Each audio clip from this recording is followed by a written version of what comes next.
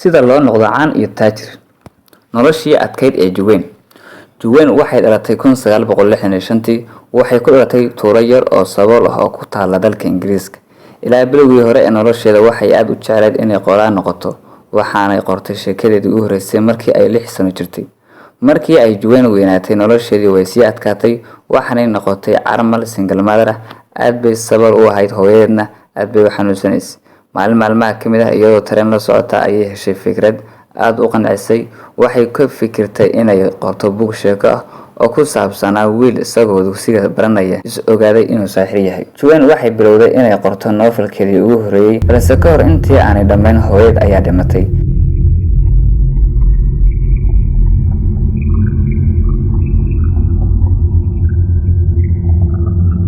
Geerida ku timaaday hooyad waxay noqotay mid argagax ku noqotay ilaa ay saameyn ballaaran ku yeelatay qaabkii ay wax u qorisay. Markii uu buuggiisii dhammaanay, Juwen waxaa laga eriyay shaqadeedii ay ka shaqeynaysay sababtu waxay ahayd waxa lagu qabtay iyadoo wax qoraysa halkii ay ka shaqeyn lahayd.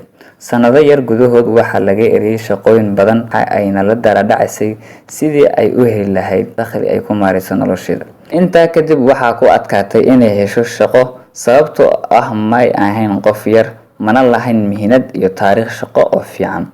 Go'aan qaadashada, rajada adag iyo adkaysiga. Kadib markii ay dhammaysay 3 cutub ee ugu horeeyay buuggeeda oo la oran jiray Harry Potter novel, waxay bilowday inay geyso meelaha lagu iibiyo lagu soo saaro buugaagta. Waxayna kala kulantay war naxdin leh. Waxaa la diiday in la aqbalo oo soo saaro buuggeedii. Juwen waxay sheegtay in tani ahayd markii labaad ee ugu xumayd nolosheeda. Markii hore waxay ahayd dhimashadii hooyadeed. Intaa kadib Juwen ma quusan, waxayna bilowday inay u dirto buuggeedii meelo kale oo lagu soo saaro buugaagta, balse la yaabka ayaa ahaa 12 meelood oo kale oo lagu soo saaro buugaagta ayaa diiday buuggeedii. Hooyo kaligeed ah oo aan wax shaqo ama mihnad toona lahayn oo aragtay riyadeedii oo sii burburaysa.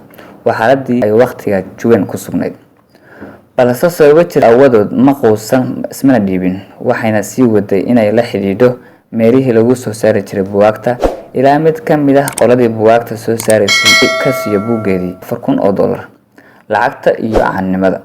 Buuggii waa la daabacay, waxaana loo tixgeliyay inuu noqdo buug guuleystay. Juwen aad ayay u faraxday, waxa ayna go'aansatay inay sii wado riyadeedii. Waqti aad u yar kadib waxa ay soo saadhay oo koobiya geysay buug kale oo ay qortay, waxa ayna ka heshay dakhli dhan $100,000.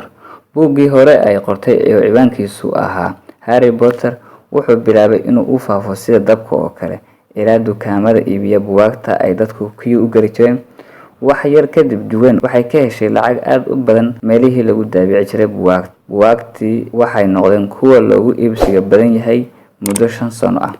Juwen markii dambe waxay ka heshay codsi mid ka mid ah dadka filmaanta soo saara in buuggeedii sheekada ahaa loo bedelo filim. Wax yar kadib Juwen waxay ka heshay $200 milyan filimkii laga sameeyay buuggeedii. Juwen waxay noqotay qoraagii ugu horeeyay ee taariikhda noqda billionaire. Waxay imika tahay mid ka mid ah dumarka ugu taajirsan adduunka.